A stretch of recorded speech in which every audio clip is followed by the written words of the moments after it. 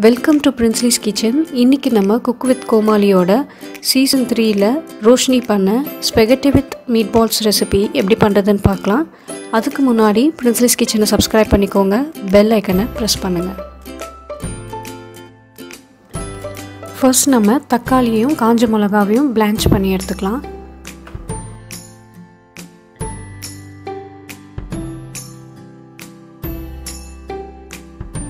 சூடு ஆறுனதுக்கு அப்புறமா நல்லா பேஸ்டா கிரைண்ட் பண்ணி எடுத்துக்கலாம்.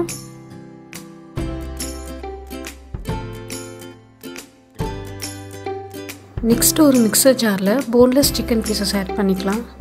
கூடவே 1 டீஸ்பூன் அளவுக்கு ரெட் சில்லி பவுடர் ஆட் பண்ணிக்கோங்க. சால்ட் தேவையான அளவு ஆட் பண்ணிக்கோங்க.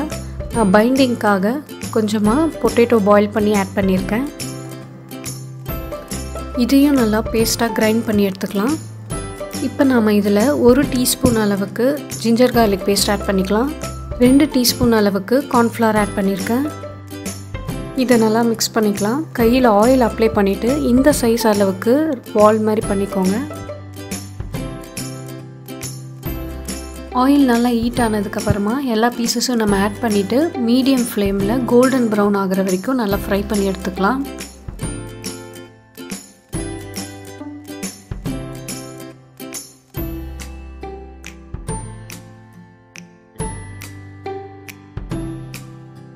இப்போ நம்ம மீட் பாலுக்கு கிரேவி ரெடி பண்ணிக்கலாம். ஆயில் ஆட் பண்ணிவிட்டு ஒரு 4லேருந்து 5 பல் பூண்டு சாப் பண்ணி ஆட் பண்ணிக்கோங்க. ஒரு ½ ஆனியன் சாப் பண்ணி ஆட் பண்ணியிருக்கேன். இப்போ இது நல்லா வதங்கினதுக்கப்புறமா நம்ம ரெடி பண்ணி வச்சுருக்க டொமேட்டோ சில்லி பியூரியை இதில் ஆட் பண்ணிக்கலாம்.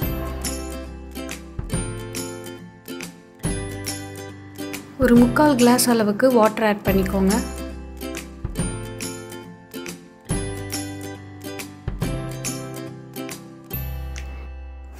இப்போ இது நல்லா பாயில் ஆகிற டைமில் 1 டீஸ்பூன் அளவுக்கு ரெட் சில்லி பவுடர் ஆட் பண்ணிக்கலாம். சால்ட் தேவையான அளவுக்கு ஆட் பண்ணி நல்லா மிக்ஸ் பண்ணிக்கோங்க.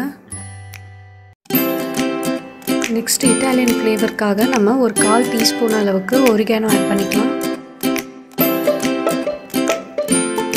இப்போ நம்ம ஃப்ரை பண்ணி வச்சுருக்க மீட் பால்ஸ் ஆட் பண்ணி நல்லா மிக்ஸ் பண்ணிக்கலாம்.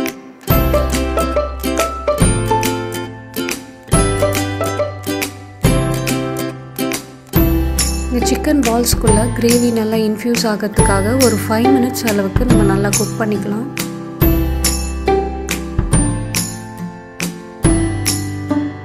இப்போது இந்த கிரேவி நல்லா திக்காகிடுச்சு. இதை நம்ம பாயில்டு ஸ்பெகட்டி இல்லைன்னா நூடுல்ஸ் கூட சர்வ் பண்ணி சாப்பிட்லாம்.